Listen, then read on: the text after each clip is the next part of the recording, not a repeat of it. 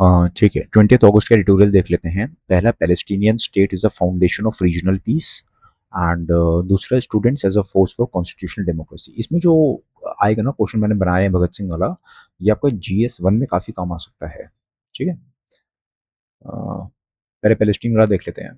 तो यहाँ पे एडिटोरियल में ये कहा गया है बेसिकली कि पैलेस्टीन एंड इसराइल वाला जो वॉर है उसको जनरली लोग मुस्लिम्स वर्सेस ज्यूज की तरह प्रेजेंट करते हैं, जो कि गलत है। क्योंकि 1917 से पहले तो मोस्टली ये लोग आपस में पीसफुली रहते थे। पैलेस्टीन वाले इलाके में मुस्लिम्स, ज्यूज, क्रिश्चियंस सब लोग साथ में रहते थे। उनके बीच में कोई बड़े रिलीजियस राइट्स, फाइट्स, इस तरह की चीज़ें नहीं होती थी। लेकिन उसके बाद धीरे धीरे स्थिति ऐसी हो गई कि आप देख रहे हो पूरी दुनिया उससे इम्पैक्ट हो रही है। राइट। बाल्फोर डिक्लेरेशन पता होगा आपको, क्या होता है, क्या था, है ना, पढ़ा होगा आपने। एंड ये और मतलब ठीक है ना, ये पूरी हिस्ट्री दी हुई है छोटी सी इसके अंदर, और ये दिया हुआ है कि अभी जितने भी चीज़ें हैं, चाहे वो ईरान पे अटैक हो, हाउथीज हैं, हमास है, जितने भी इश्यूज चल रहे हैं, वो सबका रीज़न यही है कि पैलेस्टीनियंस को उनके घर से हटाया गया था। एंड पैलेस्टीनियन स्टेट अभी तक नहीं बना है। पैलेस्टीनियन स्टेट बनेगा तभी ये मसला सॉल्व होगा। ठीक है। अगर आप इसको रिलेट नहीं कर पा रहे हो, समझ में नहीं आ रहा है, तो सिंपल सी बात है, इंडिया में कश्मीर से कश्मीरी पंडित्स के खिलाफ वायलेंस किया गया था, उनको वहाँ से हटाया गया था, बहुत क्राइम्स किए गए थे उनके अगेंस्ट। तो जब तक कश्मीरी पंडित्स वापस वैली में रीलोकेट नहीं होंगे, तब तक आई डोंट थिंक ये चैप्टर कभी क्लोज हो पाएगा। अगर आपको जस्टिस, सच में आपको जस्टिस दिलवाना चाहते हो, you will have to relocate the Kashmiri Pandit, right, to the Kashmir. तो उसी तरीके से पैलेस्टीनियंस को जब हटाया गया उनके घर से, उनका एक्सोडस हुआ, तो they need to return there, है ना। तो वो चीज़ यहाँ पे दी हुई है। अब कई लोग ये समझते हैं कि अक्टूबर 7 के बाद ही सारी इश्यूज शुरू हुए हैं। नहीं, ये तो आपने न्यूज़ में पढ़ा होगा, बट ये इश्यूज 1917 में शुरू हो गया था। एंड नेतन्याहू को मैंने आपको पहले किसी आर्टिकल में बताया था शायद कि अभी वहाँ पे इलेक्शंस वगैरह हैं अक्टूबर में, ठीक है ना, इसराइल के अंदर।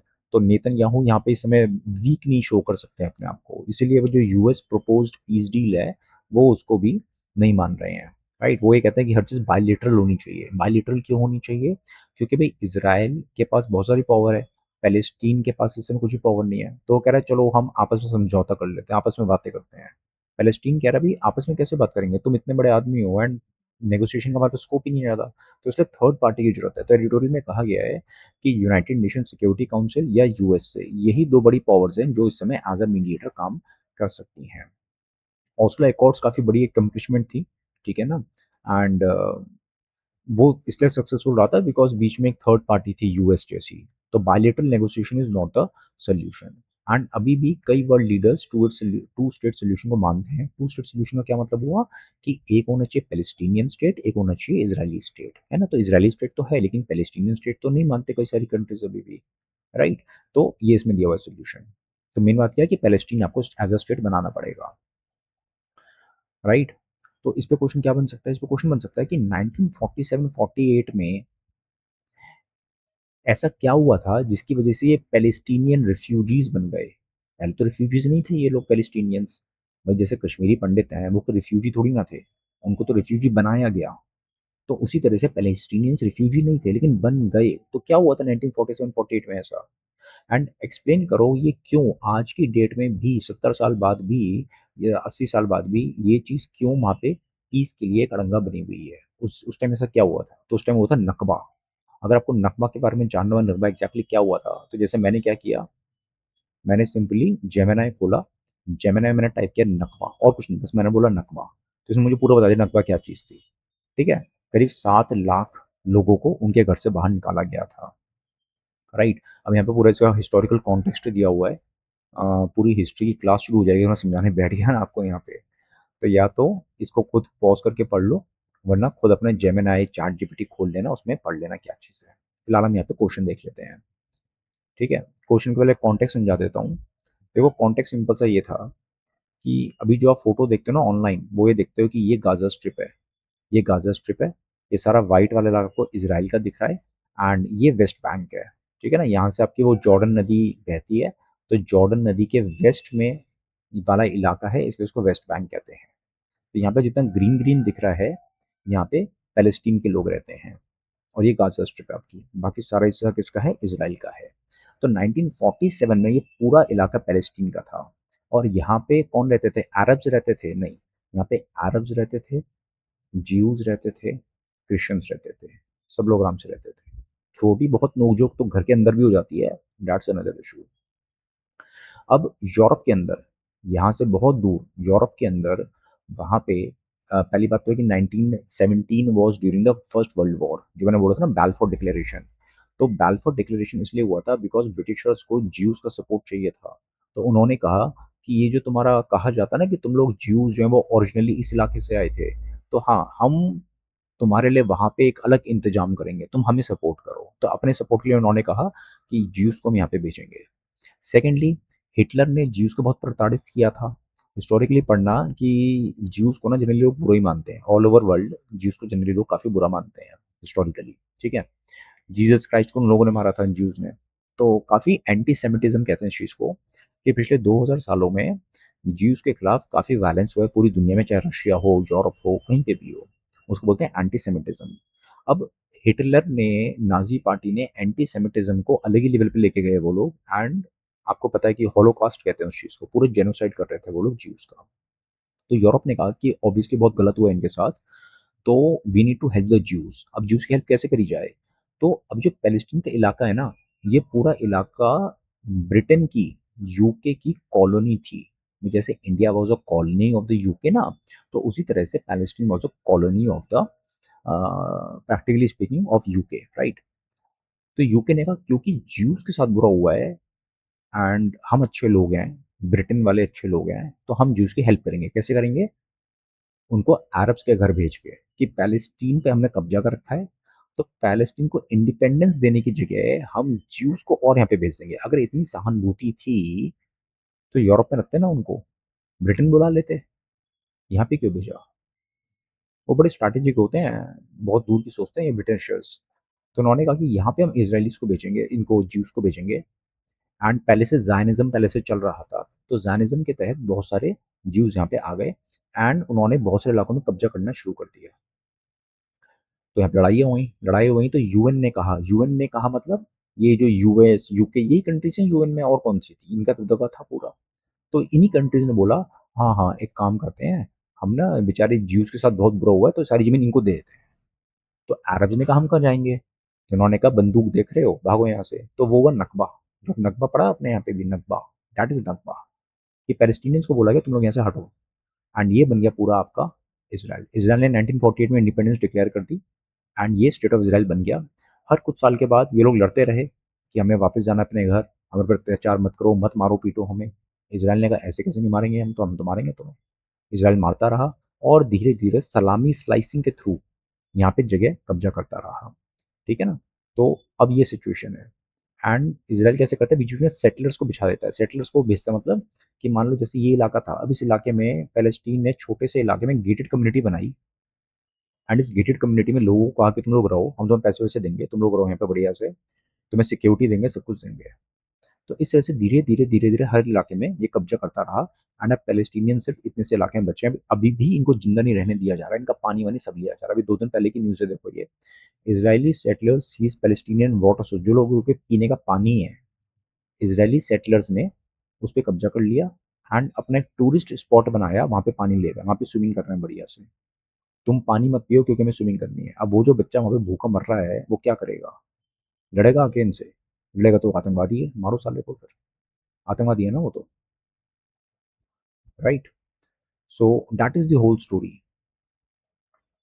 अगर आप इश्यू समझ गए हो, तो ये पढ़ लो आप क्वेश्चन को, कि 1947 के इवेंट्स से पैलेस्टीनियन रिफ्यूजी क्वेश्चन क्यों पैदा हो गया, एंड अभी भी ये पीस को क्यों नहीं होने दे रहा है वहाँ पे, राइट? तो creation of the refugee question, Jewish influence, पहले से ज़ायनिज़्म चल रहा था कि हमें पैलेस्टीन के इलाके में अपना एक हमारा देश अलग होना चाहिए ज्यूज़ का। क्यों ज़ायनिज़्म क्यों चल रहा था? हिटलर के आने से पहले से ज़ायनिज़्म चल रहा है। मैंने आपसे बताया ना कि ज्यूज़ कुछ ऐसे लोग हैं जिनसे दुनिया भर के लोग नफ़रत करते थे। तो इसलिए एंटी सेमिटिज़्म चलता था। तो जब एंटी सेमिटिज़्म चलता था, तो एक बंदे ने 1980 1880s में मेरे ख्याल से प्रपोज़ल रखा था कि क्योंकि हम माइनॉरिटी में हैं, इसलिए लोग हमसे हेट करते हैं। हमारा अपना अलग देश होना चाहिए, जहाँ पे हमारी मेजॉरिटी हो। तो उसने कहा कि हमारा अपना अलग देश होगा, अलग देश जहाँ पे ज्यूज़ की मेजॉरिटी है, उसको बोलते हैं ज़ायनिज़्म। अब वो लोग सिलेक्ट कर रहे थे कि हमें अलग देश कहाँ पे बनाना चाहिए। उन्होंने अलग-अलग जगह सिलेक्ट करी थी। उनमें से एक जगह उन्होंने साउथ अमेरिका में भी सिलेक्ट करी थी कि शायद हम साउथ अमेरिका चले जाएँगे, वहाँ पे अलग देश बना लेंगे। बट फिर ब्रिटिशर्स ने 1917 में प्रॉमिस कर ही दिया था कि तुम्हारा अलग देश कहाँ बनेगा? पैलेस्टीन में। क्योंकि ब्रिटिशर्स काफ़ी दूर की सोचते थे कि लोगों को लड़वाओ, आपस में लड़ते रहेंगे तो हम दुनिया पे राज करते रहेंगे। इसलिए वो छोटा-सा आइलैंड जो है ना ब्रिटेन, वो पूरी दुनिया पे इसलिए राज करता है। ठीक है? तो ज्यूइश इन्फ्लो हुई पैलेस्टीन के अंदर। फिर यूएन ने कहा अरे ये तो पार्टीशन करना पड़ेगा भाई, बँटवारा करो। बँटवारा कर दिया कि ये इलाका अच्छा अभी इस दौरान ये पूरी की पूरी टेरिटरी को यूके कंट्रोल करता था, ब्रिटेन कंट्रोल करता था। तो ब्रिटेन का जो एरिया था उसी के अंदर 2 हिस्से कर दिए गए। एक हिस्सा ये पैलेस्टीनियंस के लिए, अरब्स के लिए है और एक हिस्सा जो है आपका ज्यूज़ के लिए है। तो पैलेस्टीन की धरती को 2 हिस्सों में डिवाइड किया गया, ज्यूज़ के लिए और अरब्स के लिए। 1948 में वॉर हुई प्रॉपर एंड उस वॉर में इसराइल ने कहा कि हम इंडिपेंडेंट हैं, हमारा अलग देश बन गया है जिसका नाम होगा इसराइल। ज़ायनिज़्म आज पूरा हो गया है, इसराइल बन गया है एंड लोगों को वहाँ से निकाल दिया गया। It led to mass exodus of 7 lakh Palestinians. अब एक्सोडस मतलब ये नहीं कि चलो जाओ यहाँ से वो चले गए, कुछ किया होगा ना उल्टा-सीधा, बच्चों के साथ, औरतों के साथ, तो तभी लोग फिर वहाँ से भाग गए थे। आज क्या दिक्कत है? वही कश्मीरी पंडित वाली चीज़ सोचो कि लोग कहते हैं भई एक तो हमें वापस जाना है, दूसरा बॉर्डर डिस्प्यूट। इज़राइल आज भी क्या कर रहा है देखा ना आपने? सलामी स्लाइसिंग कहते हैं इसको कि धीरे-धीरे अपनी टेरिटरी इंक्रीज़ करे जा रहा है, तो वो चीज़ रुकी नहीं थी, आज भी कंटिन्यू है। एक तो इज़राइल आज भी उनके लैंड पे कब्ज़ा करे जा रहा है, जो पुराने लोग वहाँ से भागे थे, वो उनके बच्चे वो कह रहे हैं हमें अपनी धरती पे वापस जाना है। उसकी जगह इज़राइल और धरती पे कब्ज़ा कर रहा है उनकी। एंड जब इतना सब कुछ होगा, तो हर कोई बंदा बंदूक उठाएगा, इसलिए अब वो लोग पूरी तरह रेडिकलाइज़ हो चुके हैं। यानी कि सारे के सारे आतंकवादी बन चुके हैं दुनिया की नज़र में। हालाँकि वो लोग अपनी इंडिपेंडेंस के लिए फाइट कर रहे हैं, क्योंकि इनको तो कभी इंडिपेंडेंस मिली नहीं। मैंने भी आपको बोला ना यहाँ पे कि ये जो पूरी टेरिटरी थी इस दौरान, ये ब्रिटेन कंट्रोल्ड थी। अब ब्रिटेन के अंदर ही इन्होंने पार्टीशन कर दिया। वो जो पार्टीशन किया, उस पार्टीशन के जो 2 हिस्से हुए, उनमें से एक हिस्से ने तो इंडिपेंडेंस डिक्लेयर कर दी इज़राइल ने, क्योंकि मजबूत था इज़राइल। उसको पूरा सपोर्ट था यूएसए का। लेकिन जो दूसरा हिस्सा था पैलेस्टीन वाला, उसको कभी आज़ादी मिली नहीं, इसलिए Palestine as a independent nation कभी बन ही नहीं पाया। इसलिए आपने सुना होगा हर जगह कई बार ना नारे लगते हैं, ब्रिटेन में, लंदन में, यूरोप में, free, free Palestine, free, free Palestine. तो वो ये कह रहे हैं भई पैलेस्टीन पहले से गुलाम है। पहले यूके गुलामी कर रहा था, अब इज़राइल ने गुलामी करवा रखी है। तो उनके लिए ये फ्रीडम वो लोग फ्रीडम फाइटर्स हैं एंड हमारे लिए वो लोग आतंकवादी हैं। हालाँकि ये ऐसे आतंकवादी हैं जो दुनिया में बाकी जगह बम नहीं फोड़ते। यूएसए है जो पूरी दुनिया में बम फोड़ता है। वो आतंकवादी नहीं है, वो आतंकवाद से लड़ता है। ठीक है? तो दैट इज़ द इंटरप्रिटेशन। आप जैसे मर्ज़ी उसको इंटरप्रेट कर सकते हो। तो ड्यूरेबल सॉल्यूशन क्या है? कि two state solution is a durable solution. क्यों? क्योंकि इंडिया की एंड बाकी बहुत सारी कंट्रीज़ की ऑफिशियल पोज़ीशन है कि two state solution is a permanent solution. आपको पता होगा कि 1977 में अटल बिहारी वाजपेयी जी की स्पीच है, उसकी वीडियो है, प्रॉपर वीडियो है उस चीज़ की। उन्होंने कहा था कि भई क्योंकि इज़राइल को मतलब इज़राइल बन ही चुका है, कब्ज़ा हो ही चुका है, तो वापस तो नहीं कर सकते हैं। तो इज़राइल को भी रहने दो, लेकिन पैलेस्टीन को भी रहने का पूरा अधिकार है एंड जिस ज़मीन पे इज़राइलियों ने, यहूदियों ने कब्ज़ा किया है, वो ज़मीन उनको वापस देनी चाहिए। क्योंकि जो रूल्स हमारे लिए हैं, वो रूल्स उनके लिए भी होने चाहिए। तो इज़राइलियों को पैलेस्टीनियंस की लैंड वापस करनी चाहिए। ठीक है ना? ये अटल बिहारी वाजपेयी जी की वीडियो है। क्योंकि उस समय व्हाट्सएप नहीं होता था ना, तो लोग फेक न्यूज़ नहीं फैलाते थे। तो इसलिए वो लोग एक्चुअल चीज़ पढ़ते थे एंड उस समय जिन्होंने स्पीच दी थी, वो इंडिया के फॉरेन मिनिस्टर चूज़ कर दिए गए थे। He was chosen as a foreign minister of India. हालाँकि वो उसमें शपथ नहीं ली थी उन्होंने तब तक। ये उनका पब्लिक लेक्चर है। तो ये पब्लिक स्पीच थी उनकी। दूसरा एडिटोरियल है कि भगत सिंह के ऊपर है बेसिकली कि भगत सिंह की जो आइडियोलॉजी थी, हमें उसका पालन करना चाहिए, राइट? एक छोटा-सा आपको पर्सपेक्टिव देता हूँ मैं, इसमें ये लिखा हुआ है शॉर्ट में बता रहा हूँ कि जिस भी आइडियोलॉजी से भगत सिंह ने लड़ाई करी, वो आइडियोलॉजी हमने इंडिपेंडेंस के बाद कुछ हद तक कंटिन्यू करी हमारे स्टूडेंट्स ने, लेकिन अब वो काफ़ी हद तक ठंडी पड़ गई है। हमें भगत सिंह की आइडियोलॉजी को दोबारा चलाना पड़ेगा एंड उसके लिए हमारे स्टूडेंट्स को जो पिछड़े तबके हैं, जो दबे हुए लोग हैं, उनकी हेल्प करनी पड़ेगी, तभी उनको फिर सोशल सपोर्ट भी मिल पाएगा। ठीक है? पढ़ाई करो अच्छे से, चीज़ों को समझो जब समझ जाओगे, पढ़ोगे, समझोगे, तब आपस में लाइक माइंडेड लोग के साथ ऑर्गेनाइज़ करो एंड जब लाइक माइंडेड लोग साथ में आ जाएँगे, आपकी ऑर्गेनाइज़ेशन बन जाएगी, then you will be able to act. ठीक है? तो ये इसमें शॉर्ट में दिया हुआ है। एक छोटा-सा पर्सपेक्टिव दूँ आपको इसके लिए भी। मान लो ये कंट्री थी, ठीक है? पार्टीशन से पहले। अब कुछ ना कुछ तो इश्यूज़ रहे होंगे ना, जिनकी वज़ह से बँटवारा हुआ, कुछ इश्यूज़ रहे होंगे। तो क्या लगता है 1947 के बाद क्या वो इश्यूज़ खत्म हो गए? भई जैसे मान लो आपकी बॉडी के अंदर इन्फेक्शन हो गया, उस इन्फेक्शन की वज़ह से, उस बीमारी की वज़ह से आपके शरीर का एक हिस्सा काटना पड़ा, एम्पुटेट करना पड़ा। तो क्या एम्पुटेशन से वो जो अंडरलाइंग कॉज़ था, क्या वो चला गया? नहीं गया ना, वो तो अभी भी है। इसीलिए वो अभी भी आपकी बॉडी को खराब करे जा रहा है। तो उसी तरह से इस आर्टिकल में लिखा हुआ है कि जो अंडरलाइंग रीज़न्स थे, भगत सिंह की आइडियोलॉजी क्या थी, आप उसको समझो एंड वो जो असली बीमारी है उससे लड़ो। अगर आप उस असली बीमारी से नहीं लड़ पाओगे, तो दिक्कत हो जाएगी। ठीक है? अब पढ़ो इस चीज़ को। भगत सिंह का जो कंट्रीब्यूशन था इंडियन फ्रीडम स्ट्रगल में, वो सिर्फ़ एक रेवोल्यूशनरी एक्शन नहीं था कि कहीं पे बम फोड़ दिया, अंग्रेज़ों को उल्टा-सीधा बोल दिया, नहीं। वो एक बहुत बड़ी, बहुत ही डीप आइडियोलॉजी थी, पॉलिटिकल कॉन्शियसनेस थी, अवेयरनेस थी। वो हम लोगों में मिसिंग है। हमें लगता है भगत सिंह का मतलब है नारे लगाना। नारे लगाना एक चीज़ है, लेकिन वहीं तक इसको मत रोको। आइडियोलॉजी समझो भगत सिंह की, पढ़ो उस चीज़ को। ठीक है? तो आप स्टार्टिंग कैसे करोगे? अगर आप क्वेश्चन समझ गए तो? तो ये नहीं कहोगे Bhagat Singh was a revolutionary, नहीं, बोलो Bhagat Singh was a revolutionary thinker who combined armed resistance with socialist ideology and mass political awakening. अगर एग्जामिनर ने ये सेंटेंस पढ़ लिया, वो कहेगा बच्चा बात समझ चुका है। उसके बाद उसने अगर हल्का-सा ग्लांस भी कर लिया ना, वो पढ़ेगा ही नहीं। वो नहीं पढ़ेगा आंसर, वो आपको मैक्स से मार्क्स देगा। ठीक है? तो बैकग्राउंड समझना बहुत ज़रूरी होता है। मेरी बात मानो, रटने से काम नहीं चलेगा। स्कूल का एग्ज़ाम नहीं है। फर्स्ट क्लास से 12वीं क्लास तक आप लोग हमेशा चीज़ों को रटते आए हो। वो आपकी हैबिट बन गई है रटना। रटो मत यार। आइडियोलॉजिकल ये रेवोल्यूशनरी एक्शन के एग्जांपल देते हो तो क्वेश्चन में जो-जो टर्म्स हैं, क्वेश्चन में जो भी टर्म्स होती हैं, आप उन्हीं टर्म्स को अगर सब हेडिंग्स के रूप में दोगे आंसर के अंदर, तो नंबर एक्स्ट्रा मिलेंगे। ठीक है? एग्जामिनर समझेगा कि जितने पार्ट्स थे, आपने सभी पार्ट्स को प्रॉपर्ली आंसर किया है। रेवोल्यूशनरी एक्शन, सॉन्डर्स के एग्जांपल दे दो। लाला लाजपत राय की डेथ को उन्होंने अवेंज किया था। असेंबली बॉम्बिंग्स, बहरों को सुनाने के लिए उन्होंने बम फोड़ा था। उनका मकसद उसको मारना नहीं था, उनका मकसद था ताकि धमाका होगा तो लोग सुनेंगे, न्यूज़ आएगी तो हम कोर्ट में जाएँगे, केस चलेगा तो हम अपनी बात को रख पाएँगे, मीडिया रिपोर्ट करेगी। आइडियोलॉजिकल कंट्रीब्यूशन, सोशलिस्ट विजन, उन्होंने एचआरए का नाम बदला HSRA, Hindustan socialist Republican army. Rational thought, एकदम रैशनलिस्ट थे वो। उन्होंने ऐसे भी लिखा था मरने से कुछ टाइम पहले कि why I am an atheist, जब वो जेल में थे तभी उन्होंने ऐसे लिखा था। अपने दोस्त को रिप्लाई दिया था और दोस्त ने कहा तुम बहुत एरोगेंट हो गए हो, तुम अपने आप को भगवान से बड़ा समझते हो। उसने कहा नहीं, नहीं, नहीं, नहीं, मेरी बात समझो तो सही।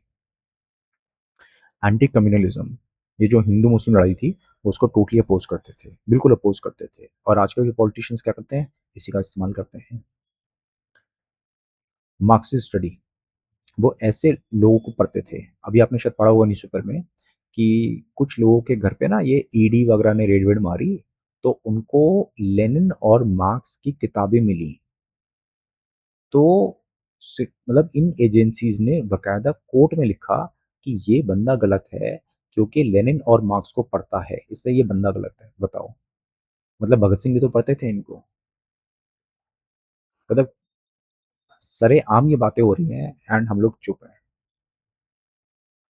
पॉलिटिकल कॉन्शियसनेस, मास अवेयरिंग, आप लोग सोचते होंगे ना, सर बोलते हैं कि चुप हो, बोलें कैसे सर? बोलने से फ़ायदा क्या होगा? हमारे बोलेंगे तो कौन सुनेगा? उसका सॉल्यूशन मैं लाऊँगा। 1-2 हफ्ते रुक जाओ, मैंने सोचा हुआ है कुछ। पॉलिटिकल कॉन्शियसनेस, मास अवेकनिंग, कोर्ट को यूज़ करते थे वो, यूथ को मोबिलाइज़ करते थे एंड प्रिज़न में जाके भी चुप नहीं हुए थे। ये नहीं कि हम जेल के अंदर चले गए, हंगर स्ट्राइक करते थे प्रिज़नर्स के राइट्स के लिए। वहाँ पे बैठ के एस्से लिखते थे, व्हाई एम एन एथिस्ट, अपनी आइडियोलॉजी वहाँ पे भी स्प्रेड करते थे, डरते नहीं थे बिल्कुल भी। और मर्सी पिटीशन तो माफ़ी तो कभी नहीं माँगते थे, ठीक है, अंग्रेज़ों से। Thus Bhagat Singh gave the freedom struggle an egalitarian secular vision.